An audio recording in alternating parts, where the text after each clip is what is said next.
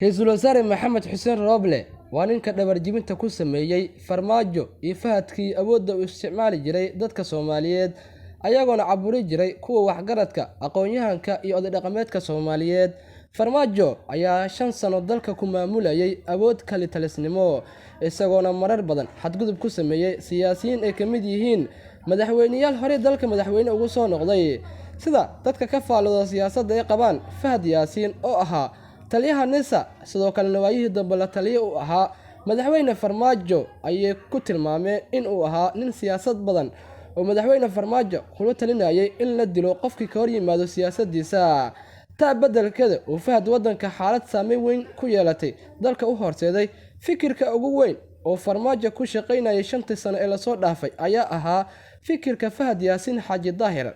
5 sano oo Soomaali u ahayd sanado madow mugdi ee caqabado badan kala kulmeen, haba ugu badnaato qaar badan oo ku waayay walaal iyo waalid,